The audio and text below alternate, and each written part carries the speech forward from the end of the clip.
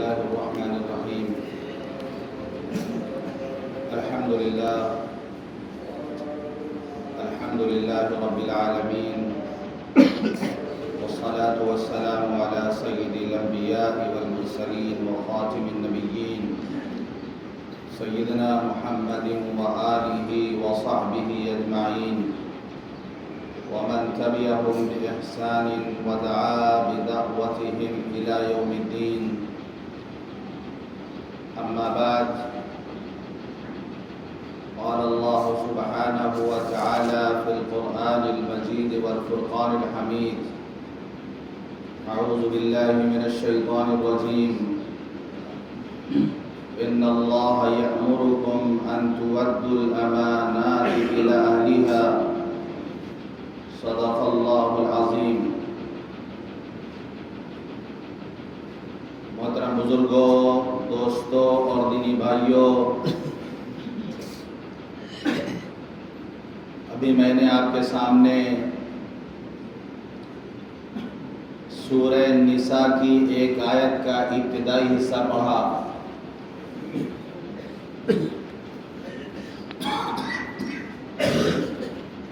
بعض مفسرین کی رائے یہ ہے کہ یہ آیت حضرت عثمان بن طلحہ رضی اللہ عنہ کے شان میں نازل ہوئی. جب مکہ فتح ہوا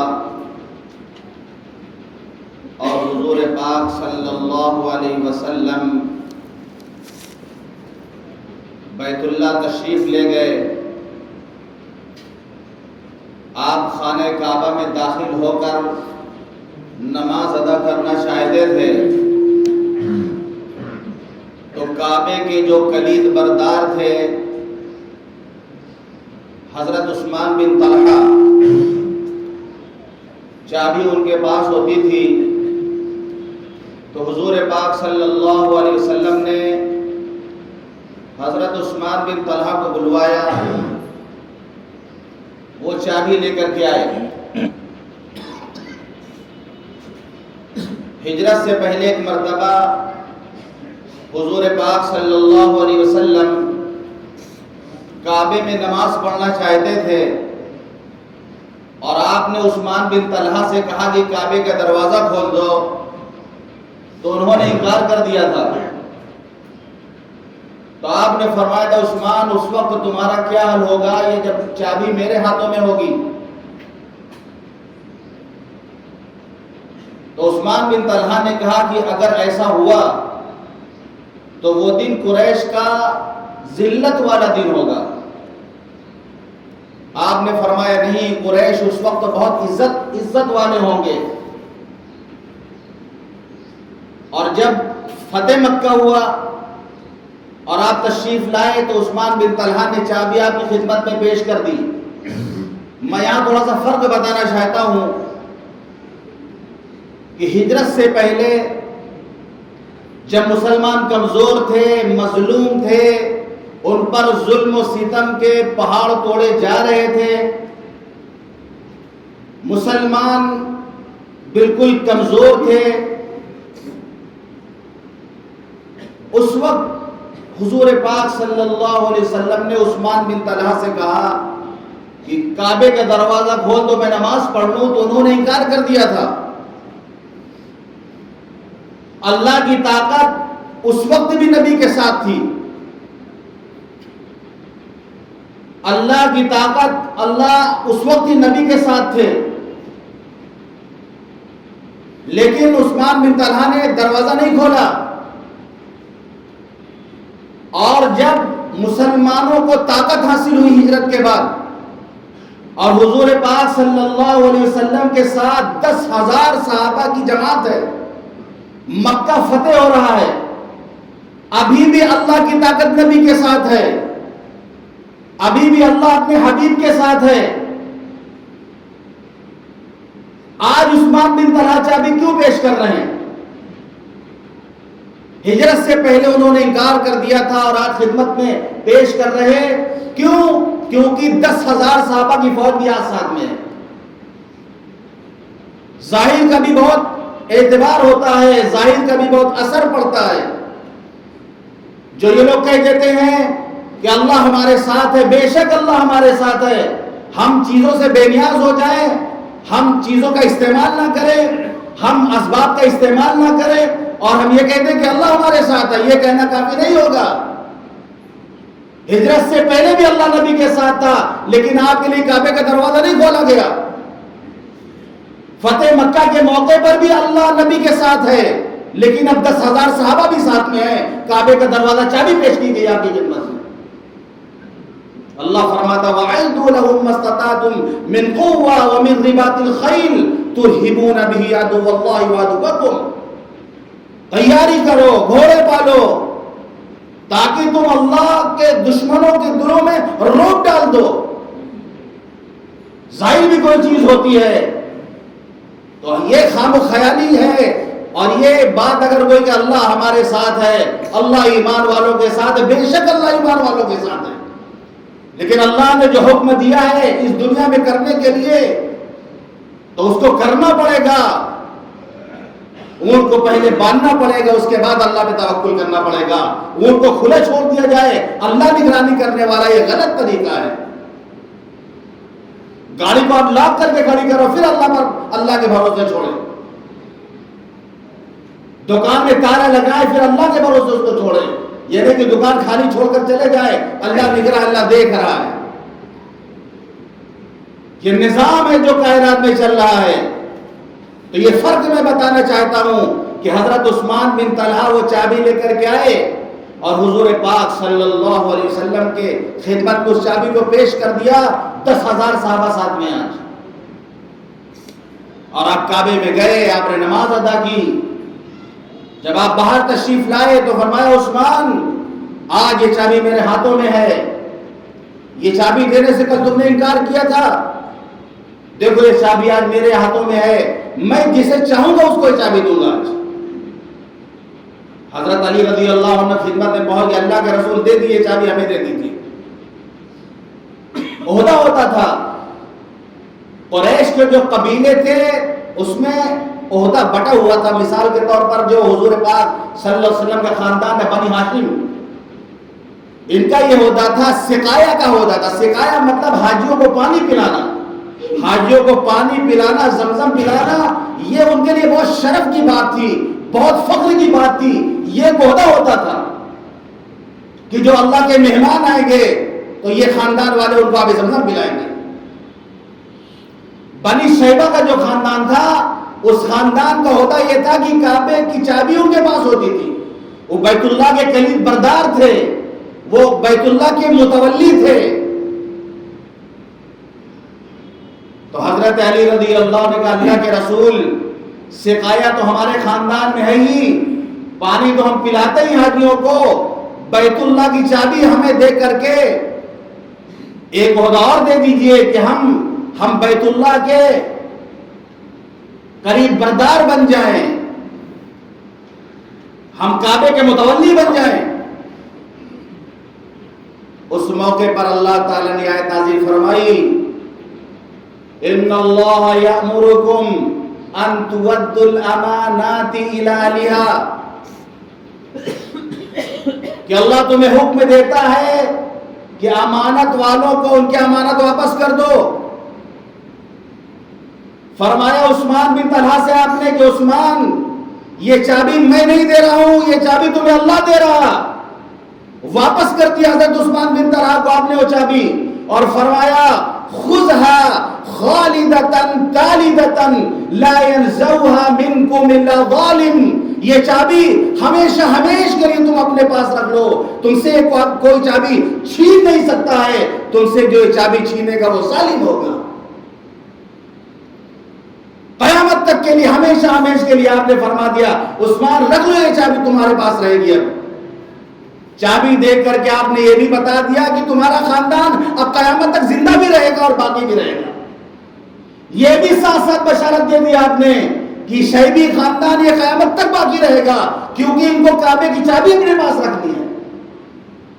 آج بھی ان کا بیت اللہ کی چابی اسی شیبی خاندان میں ہوتی ہے، وہی گھرانہ آج بھی چل رہا، اور کعبے کی چابی بیت اللہ کی جو چابی ہے اسی خاندان میں ہوتی ہے آج بھی۔ اور جو ذمہ دار ہوتا ہے اس کو شیبی کہتے ہیں، کیونکہ بنی شیبہ کا خاندان تھا یہ۔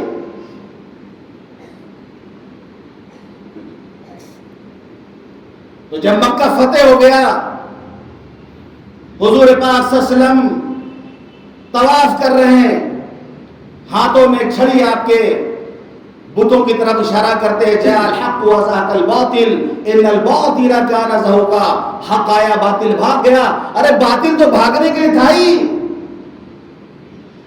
یاد رکھو، اگر باطل کہیں ڈٹا ہوا نظر آ رہا، اگر باطل کہیں جمع ہوا ڈٹا ہوا نظر آ رہا ہے تو حق کی کوئی چیز اس کے اندر ضرور موجود ہے۔ حق کی عادتوں کو اس نے اپنا لیا ہے، اس لیے باطل جمع ہوا ہے۔ اور اگر حق بھاگ رہا تو یہ جان لینا چاہیے کہ حق میں باطل داخل ہو چکا ہے۔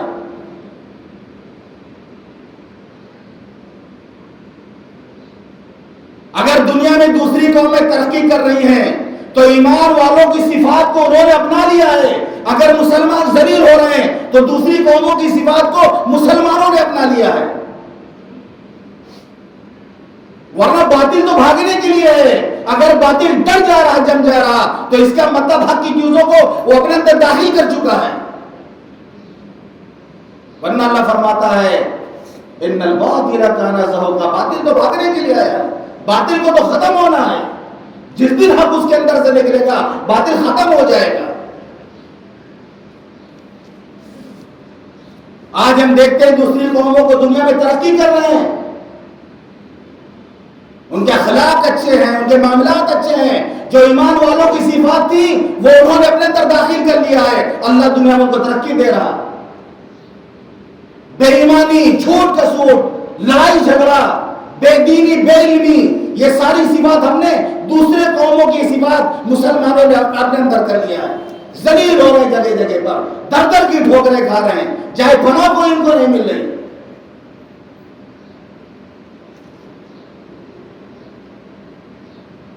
آپ نے فرمایا بلال کہاں ہے، بلا بلال کو۔ یہ غلاموں کا خیال رکھا جا رہا کہ جب آپ داخل ہو رہے فتح مکہ کے موقع پر اپنی اونٹنی پر پیچھے کس کو بٹھایا؟ اپنے غلام حضرت زید بن حارثہ رضی اللہ عنہ کے بیٹے حضرت اسامہ کو اپنے پیچھے بٹھایا تھا، اپنے دامادوں کو نہیں بٹھایا آپ نے۔ ایک غلام کے بیٹے کو حضرت اسامہ رضی اللہ عنہ کو اپنے پیچھے دکھا رہے ہیں کہ غلاموں کو یہ عزت ہوتی ہے، نوکروں اور خادموں کو یہ عزت ہوتی ہے۔ صدیق اکبر موجود، فاروق اعظم موجود، عثمان غنی موجود، عشرہ مبشرہ موجود ہے، وہاں پر حضرت علی موجود ہیں۔ آپ فرماتے بلال کہاں ہے، بلال کو بلاؤ۔ آگے حضرت بلال، فرمایا بلال آج کعبے کی چھت پر تم چڑھ کر اذان دو، چڑھ جاؤ کعبے کی چھت پر۔ اللہ اکبر۔ وہ حبشی غلام جو کعبے کے قریب نہیں آ سکتا تھا، جسے امیہ بھی مارتا تھا، ابو جہل بھی مارتا تھا، اور غلامی کی زندگی اسی مکے کی سرزمین پر گزار رہا تھا کہ وہ بیت اللہ کے قریب نہیں آ سکتا تھا، لیکن آج اسلام نے وہ دن دکھایا ہے، وہ موقع آیا ہے کہ جناب محمد رسول اللہ صلی اللہ علیہ وسلم فرماتے ہیں بلال آج کعبے کی چھت پر چڑھ کر کے تم اللہ اکبر کی صدائیں بلند کرو۔ یہ اسلام میں غلاموں کا مقام، یہ اسلام میں کمزوروں کا مقام، یہ اسلام میں مظلوموں کا مقام۔ کتنی عزت اللہ تعالیٰ نے حضرت بلال رضی اللہ عنہ کو عطا فرمائی۔ اسی سرزمین میں مار کھائے تھے وہ، اللہ اور اس کے رسول کی محبت میں مار کھاتے تھے وہ۔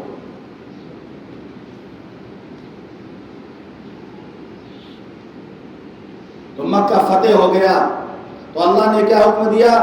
ان اللہ یامرکم ان تؤدوا الامانات الی اہلها، کہ اللہ تمہیں حکم دیتا ہے کہ تم امانت کو امانت والوں تک پہنچا دو۔ امانت کیا ہے؟ یہ امانت کیا ہے؟ ہمارے ہاں امانت اس کو کہتے ہیں سونے چاندی کی کوئی چیز، کچھ پیسہ ہم نے کسی کے پاس رکھوا دیا، گویا یہ امانت ہے، اور جب ہم چاہیں اس سے واپس لینے کی امانت ہے، یہ بھی بے شک امانت ہے۔ حدیث میں فرمایا گیا علامت المنافق ثلاث، اذا حدث کذب واذا وعد اخلف واذا اؤتمن خان، کہ منافقین کی تین علامت ہوتی ہے، جب بات کرتا ہے تو جھوٹ بولتا ہے، جب وعدہ کرتا ہے تو وعدہ خلافی کرتا ہے، اور جب اس کے پاس امانت رکھی جاتی ہے تو خیانت کرتا ہے۔ یہ بھی ایک امانت ہے، لیکن آخر عربی زبان میں امانت کس کو کہتے ہیں؟ وہ کون سی امانت ہے جس کے بارے میں اللہ فرماتا ہے کہ اِنَّا عَرَضْنَا الْأَمَانَةَ عَلَى السَّمَاوَاتِ وَالْأَرْضِ وَالْجِبَالِ فَأَبَيْنَ أَن يَحْمِلْنَهَا وَأَشْفَقْنَ مِنْهَا وَحَمَلَهَا الْإِنسَانُ إِنَّهُ كَانَ ظَلُومًا جَهُولًا۔ اللہ فرماتا ہے کہ امانت کو ہم نے پیش کیا، آسمانوں کے سامنے پیش کیا، زمین کے سامنے پیش کیا، پہاڑ کے سامنے پیش کیا کہ امانت قبول کر لو۔ ان لوگوں نے انکار کر دیا، نہیں قبول کیا، گھبرا گئے وہ حملها الانسان، انسان نے اس کو قبول کر لیا۔ انه كان ظلوما جهولا، انسان تو ظالم اور جاہل تھا۔ آسمان نے انکار کر دیا کہ امانت کا بوجھ ہم نہیں اٹھا سکتے، زمین نے انکار کر دیا امانت کا بوجھ ہم نہیں اٹھا سکتے، پہاڑوں نے انکار کر دیا کہ زمین کا امانت کا بوجھ ہم نہیں اٹھا سکتے، لیکن امانت کو انسانوں نے لے لیا، قبول کر لیا۔ حضرت آدم علیہ السلام نے امانت کو قبول کر لیا۔ یہ امانت کیا ہے؟ بعض مفسروں نے کہا کہ امانت کہتے ہیں کہ اللہ کی طرف سے ایک خاص قسم کی زندگی کی پیشکش کی گئی تھی کہ تمہیں ایک با اختیار زندگی دی جاتی ہے، اچھا کام کرو گے ثواب ملے گا، غلط کام کرو گے گناہ ملے گا۔ تو پہاڑوں نے کہا کہ نہیں، یہ زندگی ہمیں نہیں چاہیے، اے اللہ ہمیں آپ جس چیز کا مکلف بنا دیں گے بس ہم اسی کو کریں گے۔ زمین نے کہا کہ ہم کو یہ زندگی نہیں چاہیے، آسمان نے کہا یہ زندگی ہمیں نہیں چاہیے، کمی زیادتیوں کی سزا ملے گی۔ وَحَمَلَهَا الْإِنسَانُ، انسان نے امانت کو قبول کر لیا، اس مخصوص زندگی کو انسان نے قبول کر لیا۔ تو یہ با اختیار زندگی اللہ نے انسانوں کو عطا فرما دی۔ اب اختیار ہمیں دے دیا۔ دو طرح کا نظام دنیا میں چلتا ہے اللہ کا، ایک تکوینی نظام ہے، ایک تشریعی نظام ہے۔ تکوینی نظام وہ ہے کہ جس چیز کو اللہ نے جس کام کے لیے بنا دیا، مکلف کر دیا، وہ کام اس کو کرنا ہی ہے۔ کہ سورج کو صبح نکلنا ہے اور شام میں ڈوب جانا ہے، بارش کو برسنا ہے، ہواؤں کو چلنا ہے، یہ سب تکوینی نظام ہے اللہ کا۔ انسان اپنے اندر خود دیکھے، اس کے جسم میں بہت سارے تکوینی نظام ہے۔ مثال کے طور پر وہ آنکھ سے سننے کا کام نہیں لے سکتا، آنکھ اللہ نے دیکھنے کے لیے بنایا۔ انسان یہ چاہے کہ اپنے اختیار سے ہم کان سے سننے لگے، نہیں سن سکتا وہ۔ انسان یہ چاہے کہ کان سے ہم دیکھنے لگے، نہیں دیکھ سکتا وہ۔ انسان چاہے کہ ہم ناک سے کھانے لگے، وہ نہیں کھا سکتا۔ انسان چاہے منہ سے ہم سونگنے لگے، نہیں سن سکتا۔ یہ تکوینی نظام ہے اللہ کا کہ آنکھ دیکھے گی، کان سنے گا، ناک سے سونگے گا، منہ سے کھائے گا، یہ تکوینی نظام ہے، انسان اس کو بدل نہیں سکتا۔ لیکن اس میں اللہ نے اختیار دیا ہے، یہ تشریعی نظام یہ ہمارے سپرد کیا ہے کہ آنکھ ہم نے تم کو دی ہے، اب یہ آنکھ ہماری امانت ہے تمہارے پاس، یہ امانت کے طور پہ ہم نے تم کو دیا ہے، اب تمہیں اختیار دیا ہے، اس کا استعمال صحیح کرو چاہے غلط کرو، اس کا ہم کو زبردستی مکلف نہیں بنایا گیا بلکہ ہمیں اختیار دے دیا گیا۔ آنکھ دے دی اللہ نے امانت کے طور پر، یہ اللہ کی امانت ہے ہمارے پاس۔ اگر اس کا استعمال صحیح ہوگا، ان آنکھوں سے کعبۃ اللہ کا دیدار ہوگا، ان آنکھوں سے گنبد خضرا کا دیدار ہوگا، ان آنکھوں سے بدر و احد کی سرزمین کا دیدار ہوگا، ان آنکھوں سے حجر اسود اور حجین کا دیدار ہوگا، ان آنکھوں سے اللہ کے کلام قرآن مجید کا دیدار ہوگا، ان آنکھوں سے ہم حدیث پڑھیں گے، ان آنکھوں سے ہم اسلامی شریعت کی کتابوں کو پڑھیں گے، ہمیں ثواب ملے گا۔ اگر ہم نے ان آنکھوں کا غلط استعمال کیا تو یہ خیانت ہے، پھر امانت میں خیانت ہے۔ اسی کو اللہ فرماتا ہے یعلم خائنۃ الاعین وما تخفی الصدور، کہ اللہ آنکھوں کی خیانت کو جانتا ہے۔ کون چپکے سے کنکھیوں سے دیکھ رہا، کوئی دیکھے نہ دیکھے، اللہ چپکے سے بد نظری کر لے، کون دیکھنے والا ہے، کون چیک کرنے والا ہے، اور کنکھیوں سے دھیرے سے چوری سے دیکھ لیا، یعلم خائنۃ الاعین، اللہ آپ کو خیانت کو دیکھ رہا ہے، کس کی آنکھ خیانت کر رہی کس موقع پر اللہ دیکھ رہا ہے، اور دلوں کے اندر سینے کے اندر کیا بھید پنپ رہے ہیں، کیا خیالی پلاؤ پکایا جا رہا ہے، اللہ اس کو بھی جانتا ہے۔ ہوتا ہے میں تصور میں گناہ کرتا ہے، تصور کرتا ہے اور پھر گناہ کرتا ہے تصور میں، دلوں کے اندر جو بھید پنپتے ہیں اللہ اس کو بھی جانتا ہے۔ اب یہ آنکھوں کے ساتھ اگر غلط آنکھوں کا استعمال ہے، اگر ان آنکھوں سے بد نظری ہو رہی ہے، اگر ان آنکھوں سے سنیما دیکھا جا رہا، اگر ان آنکھوں سے فلمیں دیکھی جا رہی ہیں، تو پھر اس امانت کے ساتھ آپ خیانت کر رہے ہیں، اللہ کیا پکڑ ہوگی پھر؟ یہ زبان اللہ نے دی ہے، بولنے کے لیے دی ہے، یہ اللہ کی امانت ہے ہمارے پاس، اگر اس کا استعمال غلط ہوگا تو یہ خیانت ہوگی، اللہ کل پکڑے گا۔ ہمارے جسم کے ایک عضو امانت ہے، اور فرما دیا گیا کہ آنکھ امانت ہے، کان امانت ہے، زبان امانت ہے، شرمگاہ امانت ہے۔ لا ایمان لمن لا امانت له، اس کے پاس ایمان ہی نہیں ہے جس کے پاس امانت نہ ہو، جس کے پاس امانت داری نہیں ہے اس کے پاس ایمان نہیں ہے۔ ولا دین لمن لا عہد له، جو عہد کی پابندی نہیں کرتا، جو وعدہ پورا نہیں کرتا، اس کے پاس دین نہیں ہے۔ یہ زندگی امانت ہے ہماری، امانت کے طور پہ اللہ نے ہمیں دیا ہے، یہ نہیں کہ ہم جس طرح چاہیں زندگی کو استعمال کریں، ہم سے پوچھ ہوگی، اسی لیے کوئی خودکشی نہیں کر سکتا، خودکشی حرام قرار دیا گیا، کیونکہ انسان با اختیار ہو کر زندگی کو ختم کرتا ہے۔ یہ زندگی تو امانت ہے اللہ کی، جب وقت پر موت آئے گی تو آدمی مرے گا، خود سے کوئی خودکشی کرے گا، یہ حرام ہے، امانت میں خیانت کر رہا ہو۔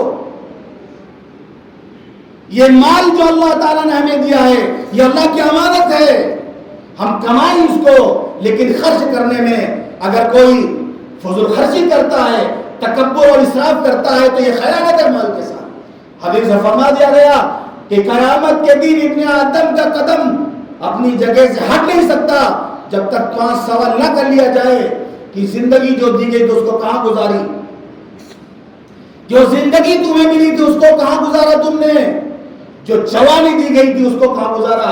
جوانی کے بارے میں خاص سوال الگ سے ہوگا، پوری زندگی کا سوال ہوگا، جوانی کا حساب الگ سے ہوگا۔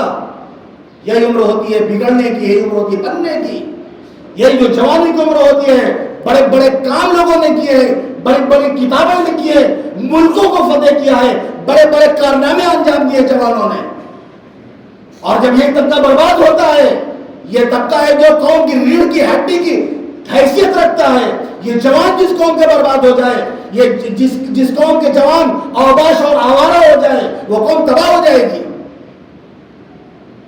صلاح الدین ایوبی ایک جوان کے منہ کو پکڑتے تھے، اس کے چہروں کو پکڑتے تھے، کہتے تھے تمہیں کیسے نیند آتی ہے، کیسے تمہارے حالت سے کھانا اترتا ہے، اور بیت المقدس یہودیوں کے ہاتھوں میں ہے۔ ایک ایک جوان کو جا کے اس کے مقام کو یاد دلاتے تھے، اے مرد مسلمان تیرے ایمان کی حرارت کی قسم، تو قیامت ہے، قیامت ہے، قیامت کی قسم، یہ نوجوان اپنا مقام نہیں جانتا۔ اللہ جوانی کے بارے میں پوچھے گا، جوانی کہاں گزاری، کن کاموں میں گزارا جوانی کو۔ مال کے بارے میں اللہ سوال کرے گا، کہاں سے کمایا، یہ ایک سوال ہوگا۔ تیسرا سوال مال کہاں سے کمایا، چوتھا سوال ہوگا کہاں خرچہ کیا۔ کمانے میں بھی ہم آزاد نہیں، خرچ کرنے میں بھی ہم آزاد نہیں، ہمیں اتنا اختیار دیا گیا ہے، ضرورت کی چیزیں استعمال کریں، دو چیز کا خیال رہے، فضول خرچی نہ ہو، تکبر نہ ہو۔ گھر بنائے ہم، آج ہمارے گھروں میں بے شمار چیزیں فضول ہوتی ہیں، سجاوٹ کی، دکھاوے کی، جن کا کوئی کام نہیں ہوتا ہے، سب خیانت ہے، پوچھا جائے گا قیامت کے دن۔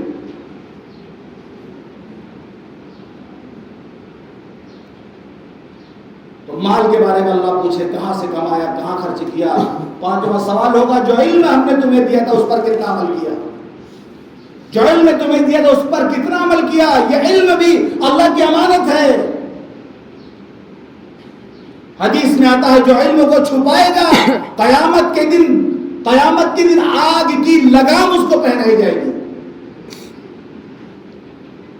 حضرت معاذ بن جبل رضی اللہ عنہ، وفات کا وقت ہے، آخری وقت ہے، صحابہ کرام کو جمع کیا، آپ نے فرمایا میں نے ایک حدیث پوری زندگی نہیں بتائی تھی، ایک حدیث میں نے حضور پاک صلی اللہ علیہ وسلم سنی تھی، میں نے پوری زندگی پوری اس حدیث کو نہیں بیان کیا، میرا آخری وقت ہے، وہ حدیث میں بیان کرنا چاہتا ہوں، مجھے ڈر لگ رہا کہ کل قیامت کے دن مجھے آگ کی لگام نہ پہنا دی جائے، کیونکہ حدیث میں وعید آئی ہے کہ جو جان بوجھ کر علم کو چھپائے گا کل قیامت کے دن اللہ تعالیٰ اس کو آگ کی لگام پہنائیں گے، جیسے گھوڑے کو لگام پہنایا جاتا ہے۔ آپ نے صحابہ کو اکٹھا کیا، فرمایا کہ حضور پاک صلی اللہ علیہ وسلم کو فرماتے ہوئے میں نے سنا کہ آپ نے فرمایا کہ جس کا آخری کلام لا الہ الا اللہ ہوگا وہ جنت میں جائے گا۔ یہ حدیث بیان کی بالکل وفات کے وقت۔ تو یہ علم جو اللہ تعالیٰ نے ہمیں دیا ہے، یہ علم امانت ہے کہ اس کو لوگوں تک پہنچایا جائے، صحیح علم لوگوں تک پہنچایا جائے۔ ابھی حال یہ ہے کہ ہر آدمی قرآن اور حدیث کی آیتوں کو توڑ مروڑ کر اپنے مسلک کے متعلق اس کو پیش کرنا چاہتا ہے۔ حدیث ہو، قرآن ہو، وہ صرف انہیں کو نکالے گا جو اس کے مسلک کے مطابق ہوں گی، باقی جو چھوڑ دے گا نہیں بتائے گا لوگوں کو۔ یہ خیانت ہے علم کے ساتھ کہ صرف قرآن ہمارے مطلب کے لیے نہیں آیا ہے، قرآن تو ہماری ہدایت کے لیے آیا ہے، قرآن فرقوں میں بانٹنے کے لیے نہیں آیا ہے۔ قرآن وَاعْتَصِمُوا بِحَبْلِ اللَّهِ جَمِيعًا وَلَا تَفَرَّقُوا، یہ پیغام دیتا ہے کہ اللہ کی رسی کو مضبوطی سے پکڑ لو، تفریقے میں مت بٹو، فرقوں میں مت بٹو۔ قرآن تو اس کے لیے آیا تھا، اللہ نے ہمیں مسلمان بنایا تھا، ہم نے اپنے آپ کو فرقوں میں بانٹ لیا۔ اگر علماء علم کے بارے میں ایسا کرتے ہیں کہ وہ حدیث یا قرآن کی روایت جو ان کے خلاف کوئی واقع ہو رہی ہے اس کو چھپا لیتے، اس کو پیش نہیں کرتے، تو بہت ڈرنے کی بات ہے۔ پھر یہ اسی طریقے سے عہدہ اور منصب جو اللہ تعالیٰ نے دیا یہ امانت ہے، جس کو چھوٹا عہدہ ملا ہو یا بڑا عہدہ ملا ہو اس کے ماتحتوں کے بارے میں پوچھا جائے گا کل قیامت کے دن۔ کلکم رائن وکلکم مسئول عن رعیتہ، تم میں کا ہر ایک ذمہ دار ہے اور اس کے متعلقین کے بارے میں اس سے پوچھا جائے گا کہ ان کے ساتھ تمہارا برتاؤ کیسا تھا، ان کے ساتھ تمہارا معاملہ کیسا تھا، ماتحتوں کے ساتھ تم کس طرح سلوک کرتے تھے، چاہے وہ چھوٹا ہوتا ہو چاہے وہ بڑا ہوتا ہو۔ ایک آدمی کے اندر میں اگر کوئی ایک آدمی کام کرتا ہے اس کے بارے میں کل قیامت کے دن پوچھا جائے گا، نہیں تو اس کی بیوی بچوں کے بارے میں شوہر سے پوچھا جائے گا کہ بیوی کے ساتھ تمہارا رویہ کیسا تھا، بچوں کے ساتھ تم کیسے پیش آتے تھے۔ بیوی سے پوچھا جائے گا کہ تم شوہر کے ساتھ کس طرح کا برتاؤ کرتی تھی۔ اللہ تعالیٰ نے کسی کو جو ہوتا دیا اس سے پوچھا جائے گا۔ حضرت ابوبکر صدیق رضی اللہ عنہ جب خلیفہ بنے تو خلیفہ کا گھر کا خرچہ کتنا چلے گا، خرچ کتنا چلے گا، تو فرمایا کہ جتنا ایک دن ایک مزدور کی مزدوری ہوتی ہے بس ایک دن کی مزدوری مجھے ملنی چاہیے۔ امیر المومنین، مزدور کی ایک دن کی مزدوری کم ہوتی، اس سے آپ کا گھر کیسے چلے گا؟ فرمایا کہ میں اس پہ کوشش کروں گا صدیق اکبر کا گھر اگر مزدور کی ایک دن کی مزدوری کے مقدار میں نہیں چل پایا تو پھر مزدور کی مزدوری بڑھائی جائے گی، مزدور کی مزدوری بڑھائی جائے گی اگر خلیفہ کا گھر نہیں چل پاتا تو۔ ہمارے لیے 50,000 کمائیں، لاکھوں روپے کما کر ہو رہے ہیں، ماتحتوں کو ترکھائے پڑے ہیں، ان کی کوئی زندگی نہیں ہے، یہ تو جانور ہیں، ان کے پاس کوئی ضروریات نہیں ہے، مہنگائی کی مار ان پر نہیں پڑتی، مہنگائی کا اثر ان پر نہیں پڑتا۔ قسم خدا کی یہ خیانت کر رہے ہیں، کرسی کا غلط استعمال کر رہے ہیں، عہدے کا غلط استعمال کر رہے ہیں۔ گریبان پکڑے گا اللہ تعالیٰ، قیامت کے دن گریبان پکڑا جائے گا۔ تو جو جس عہدے پر ہے، جو جس منصب پر ہے، اس کو وہ ادا کرنے کی کوشش کرے کہ یہ اللہ کی طرف سے ایک امانت کے طور پہ چیز ہمیں دی گئی ہے۔ تو یہ زندگی امانت، یہ مال امانت، یہ عہدہ امانت، یہ علم امانت، خیانت نہیں ہونا چاہیے۔ خیانت یہ ایمان کی شان نہیں، یہ منافقین کی شان ہے۔ منافقین کی پوری فہرست حضور پاک صلی اللہ علیہ وسلم نے تیار کرا کر حضرت حذیفہ رضی اللہ عنہ کو دے دیا تھا۔ ان کو پتا تھا کہ مدینے میں کون کون منافق ہے، وہ حضور پاک صلی اللہ علیہ وسلم کے رازدار تھے. تو حضرت عمر رضی اللہ عنہ دیکھتے تھے پتہ کرو جس جنازے میں حضرت حذیفہ شریک ہوتے تھے اس جنازے میں حضرت عمر شریک ہوتے تھے. اگر حضرت حذیفہ جنازے میں شریک نہیں ہوتے تو حضرت عمر بھی شریک نہیں، سمجھ جاتے ہیں منافق کا جنازہ ہے. حضرت عمر مسلمانوں کے خلیفہ حضرت حذیفہ سے پوچھتے ہیں کہ جو فہرست حضور پاک صلی اللہ علیہ وسلم تمہیں دی ہے، جو بتایا ہے، اس میں کہیں عمر کا نام تو نہیں ہے؟ 4 رکعت پڑھ کر کے آج ہم دیگیں ہاتھ رہے ہیں، ایک دن کا روزہ رکھ کر کے ہم جنتی اپنے آپ کو سمجھ لے رہے ہیں. حضرت عمر جن کے بارے میں آپ نے فرمایا کہ اگر میرے بعد کوئی نبی ہوتا تو عمر ہوتے، فرماتے حذیفہ کہ میرا نام تو نہیں ہے. حضرت حذیفہ بھی ویسے کہنے امیر المومنین آپ کا نام تو نہیں ہے، لیکن آپ کے دسترخوان پر منافقوں کی ایک علامت پائی جاتی ہے. آپ کا دسترخوان جب لگتا ہے تو منافقوں کی ایک علامت پائی جاتی ہے. کیا علامت ہے؟ آپ کے دسترخوان پر 2 طرح کا سالن ہوتا ہے. 2 طرح کا سالن ایک وقت میں ہوتا ہے. وہ سالن کیا تھا؟ سرکہ اور زیتون کا تیل، جسے ہم سالن نہیں سمجھتے ہیں، جسے ہم سالن نہیں سمجھتے. حضرت عمر کے دسترخوان پہ ایک وقت میں سرکہ ہوتا تھا، زیتون کا تیل ہوتا تھا. فرمائے منافقوں کی علامت ہے. حضرت عمر نے اس کے بعد پوری زندگی ایک چیز استعمال کی. اگر سرکہ استعمال کیا تو زیتون کا استعمال نہیں کیا، زیتون استعمال کیا تو سرکہ استعمال نہیں کیا. صدیق اکبر ہے، پیاس لگی، فرمائے پانی لاؤ، پینے کی چیز لاؤ. تو صحابہ کرام نے پانی اور شہد دونوں پیش کر دیا. رونے لگے صدیق اکبر، امیر المومنین کیوں رو رہے ہیں آپ؟ فرمایا کہ میں حضور پاک صلی اللہ علیہ وسلم کے پاس بیٹھا ہوا تھا، آپ کوئی چیز ہٹا رہے تھے، کسی چیز کو ہٹا رہے تھے جو مجھے نظر نہیں آ رہی تھی. میں نے کہا اللہ کے رسول آپ کس چیز کو اپنے سے دور کر رہے ہیں؟ ہمیں دکھائی نہیں دے رہا. آپ نے فرمایا وہ کر دنیا ہے جو بن سنور کر میرے پاس آ رہی، دنیا ہے جو بن سنور کر میرے پاس آ رہی، میرے سامنے کھڑی ہو رہی، میں اسی کو دور کر رہا ہوں. لیکن دنیا کہہ رہی کہ اے اللہ کے نبی آپ تو بچ گئے، آپ کے بعد والے نہیں بچ پائیں گے. آپ تو بچ گئے دنیا سے، آپ کے بعد والے نہیں بچ پائیں گے. رو پڑے حضرت ابو بکر رضی اللہ عنہ. 2 چیزیں صرف آ گئی تھی. آج تو روح افزا کا شربت بھی چل رہا، آئس کریم بھی چل رہی ہے، پیپسی اور کولڈ ڈرنک کی جتنی قسمیں وہ بھی چل رہا، اور ہر طرح کا جوس بھی چل رہا. ماشاءاللہ یہ سب چیزیں چل رہی ہیں، لیکن ان کا ایمان یہ تھا، وہ حضرت عمر کا ایمان تھا کہ ایک دسترخوان جو ہمارا وہ ایمان نہیں ہے. میرے بھائیوں، یہ اللہ کا رزق ہے جو اللہ نے جس کو اللہ نے دیا ہے اس کو استعمال کرنا چاہیے. یہ ان کا مقام تھا، ان کا مرتبہ تھا.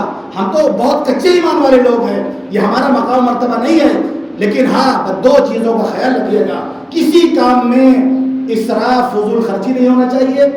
دوسری چیز تکبر اور بڑائی گھمنڈ نہ ہونا چاہیے. یہ 2 اصول یاد رکھیں گے تو انشاءاللہ خیانت کا شکار نہیں ہوں گے. اللہ تعالی ہم سب کو کہنے اور سننے زیادہ عمل کرنے